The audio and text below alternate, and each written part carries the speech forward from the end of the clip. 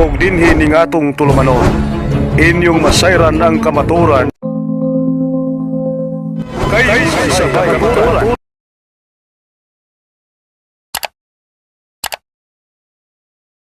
Ono Corinto 12:28.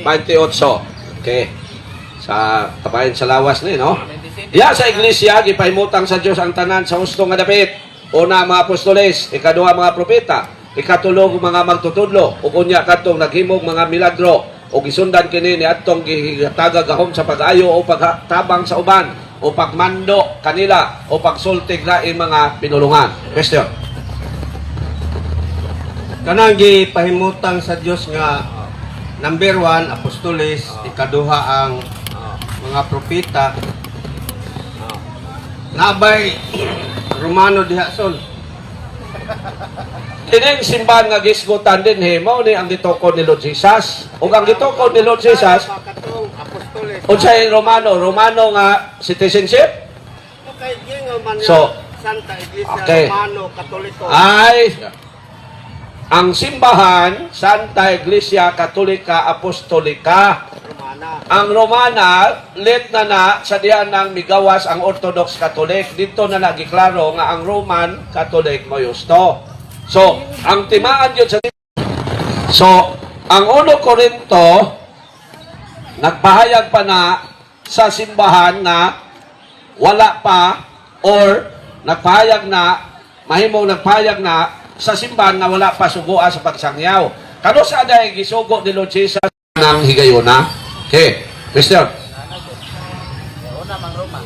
Mga ilang kong 5 minutes lang. Mga ayo lang 5 minutes. So, ya kami mga tanah. Okay. So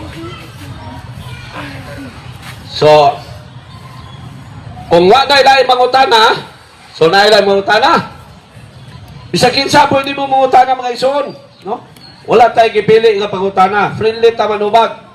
No? Sakit lang kay mo ingon lagi ta nga basta sikta lang ka, lisod yung ka maluwas. Delikado yung ka maimpirno.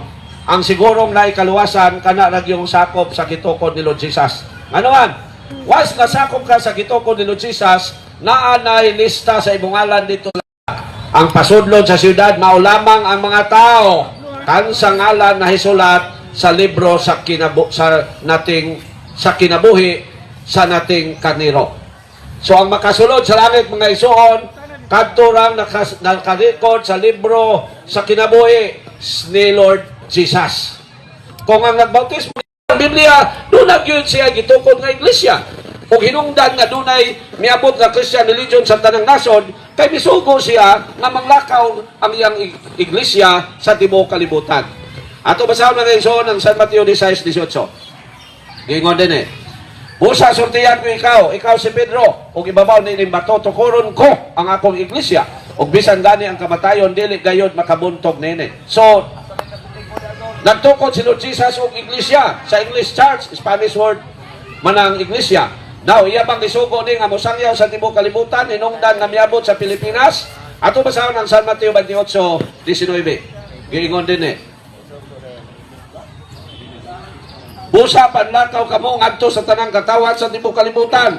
Ug himuha silang akong mga tinunan. Ug bunyagi sila sa ngalan samahan, sa Anak ug sa Espiritu Santo. Mao na mga igsuon nga miabot sa tibuok kalibutan ang Christian religion or na Catholic siya tungod kay sugo na sa tag-iya. So sao man nato pag-ingon na maluwas gihapon mo nga di man mo pasakop sa gitukod ni Lord Jesus. Kung ayaw ninyo sayangi na mga isuon, no? Ayaw ninyo sayangi ang kaygayonan nga makasulod mo sa kingharian sa langit. Ayaw ninyo sayangi mga isuon. Ayaw yun ninyo sayangi. Okay. So, atong tagag 5 minutes ay si Brad Lito, no? Ano kita yung mangutana? Okay. Si Brad? So, bahala na ka sa imong tema, kung sa imong tema, ang amo lang nga kung mahimo di po kapugson manubag ka pangutana, pero kung mahimo manubag ka kay nagtuo man ka nga tinuod ng imo. Okay? Okay. Ako lang ipaambit ang nahibaluan ako kung giyon sa pagtukod sa Ginoo ang simbahan. Una niyang lastar ang mga apostoles, mga Hudyo. Sunod ang mga propeta, nga mga Israelita man to. So, makita nimo diha nga tama tong giingon sa Episodo 11 nga sa mga pinili niya nga katawhan walay mga hintil, pulos to mga Hudyo. Wa tay kalabutan diha sa pinili nga mga katawhan sa Dios. Episodo 11 o 12. Ang mga hintil apil na ang Roma diha. Wala nagtukod ang Ginoo mga dili Hudyo. Ang mga hintil, ang order sa Ginoo nga pasangyawan og mutuo, pinaagis pagtuo, makasumpay sila, makaambit sila diya sa katawan sa Dios, maipon sila tungod sa ilang pagtuo sa mensahe. Ano siya ang nahitabo mo? Ato lang basahon be. Episo 2:11. Kamong mga dili Hudiyo nga matod pa sa mga Hudiyo dili tinuli kay sila gud nga mga Hudyo nag-ingon man nga sila tinuli nga sa ato pagituli og tao. Inomdomi nga kamo kaniadto wala kamo diha kang Kristo kay mga langyaw man kamo. Dili kamo sakop sa katawhan nga mga pinili sa Dios. Wala kamo ibahin diha sa kasabutan nga pinasikat sa mga saad sa Dios ngadto sa iyang katawhan. Nagkinabuhi kamo nini nga kalibutan nga walay paglaom ug walay Dios. Wala ang kahimtang sa mga dili Hudyo. Wala gyud magtukod ang Ginoo o dili ang katawhan kay Mateo 1:21 mo may toyo ni Kristo nga nagpakatao sa diha ni Maria aron luwason ang iyang katawhan. Pasabot katong mga Hudyo nga 12 kabanay katong mga kaliwatan nila ni Jacob mo to iyang toyo nga luwason. Apan tungod kay mga gahig ulo ba dili matinuohon.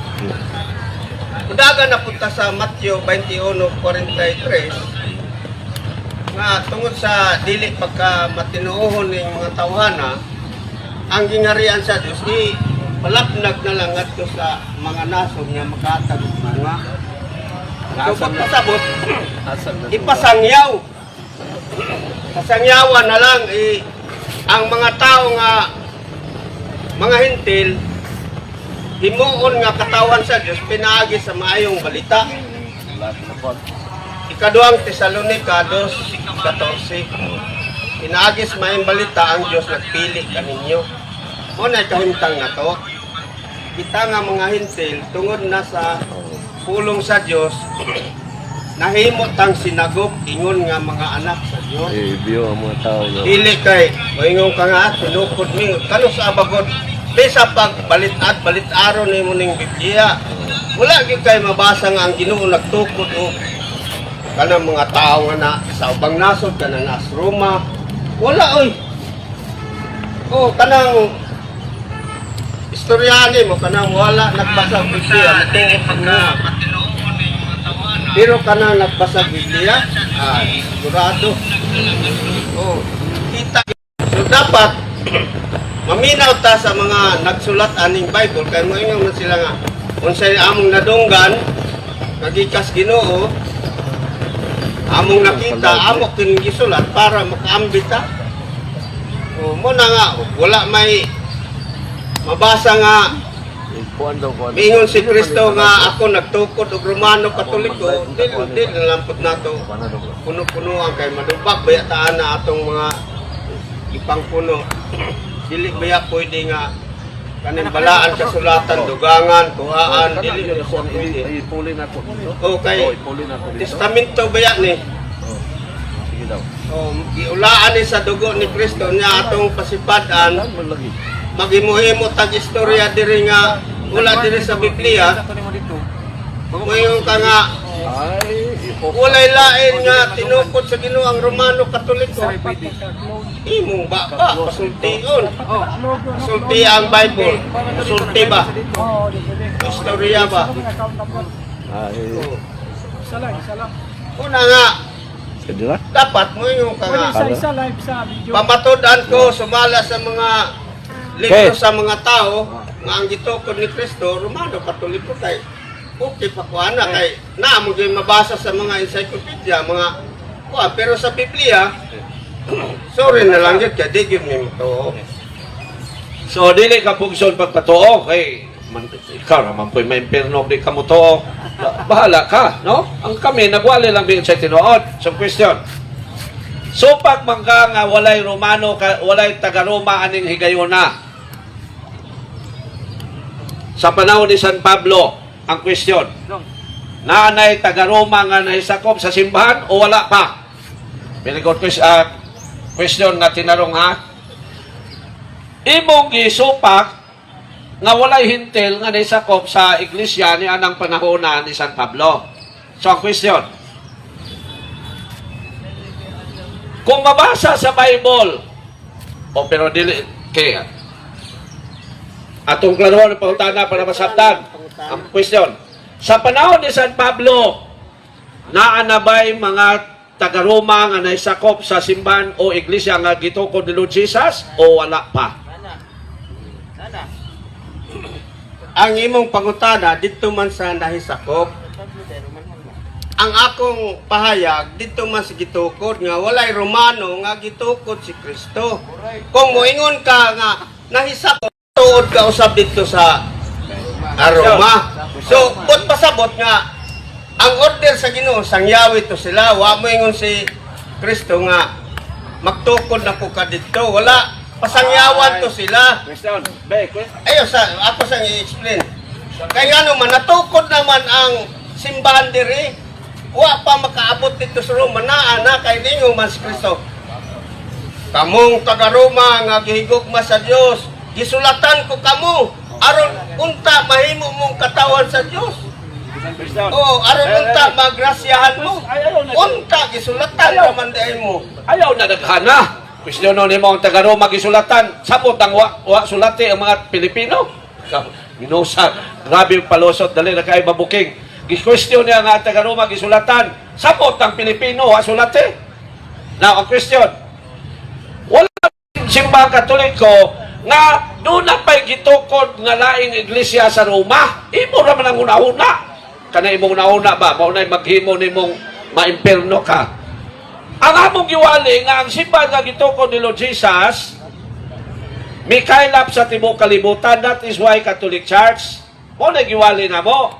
May gamit lang ang simbahang Kristyanismo sa word Roman Catholic, kay doon na gitawag og Orthodox Catholic, doon ay Anglican Catholic. Wa mapukay basa-basa ang history lagi. Munang papahiya lang ba?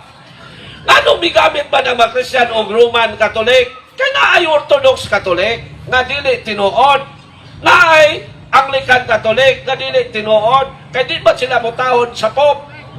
Maunay. So, okay.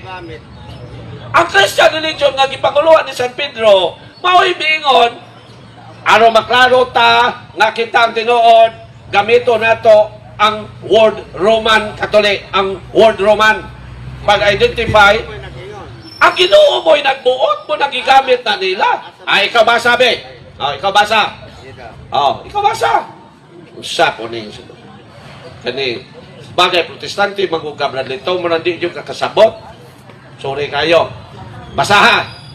Ngano mi gamit ang mga Christian o Roman Catholic? Okay, basaha. Buhat 23:11. Buhat 23:11.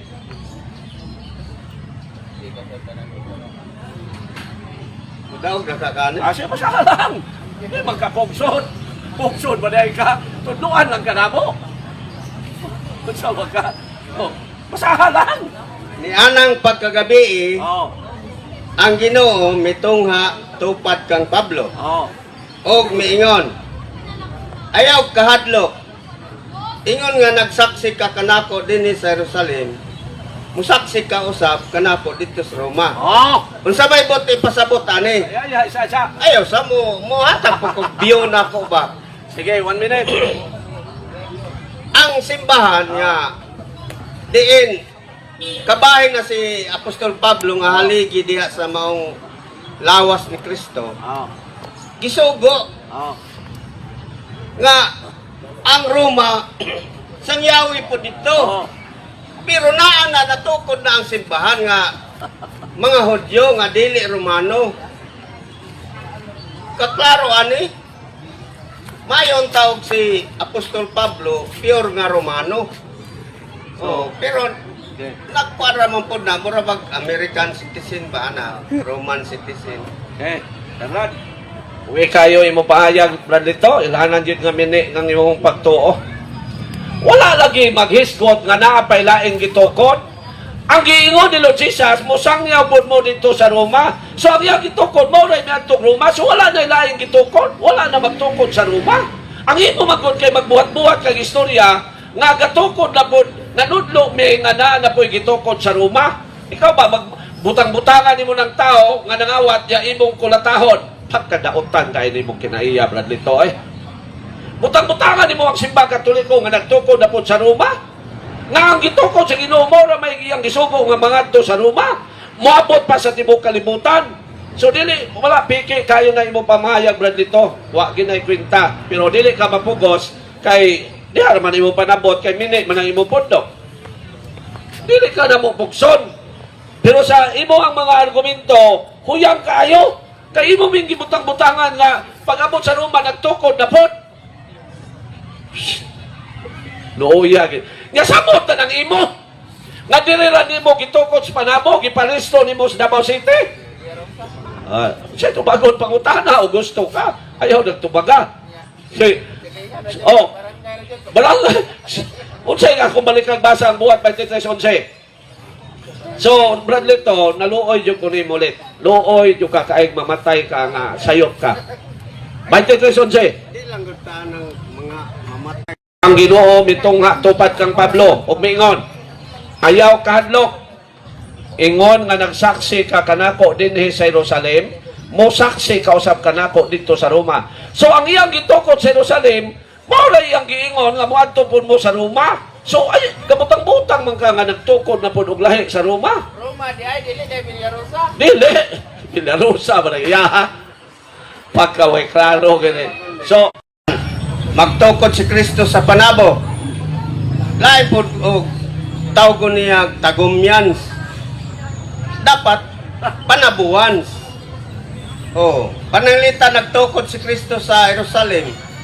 So, ang iyang simbahan, mga Hudyo man ang naa dito, nga nung tawagon man ninyo Romano nga, kung sa may koneksyon ana sa Roma, ang iyang gitukod mga Hudyo man.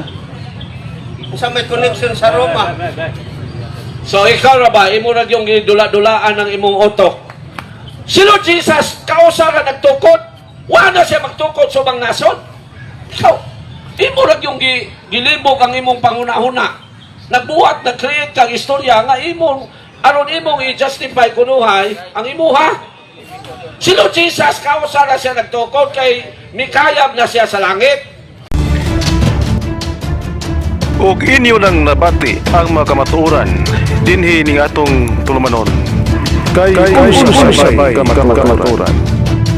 Ako lang hinaot nga daghang kamog nakatunan. Daghang salamat.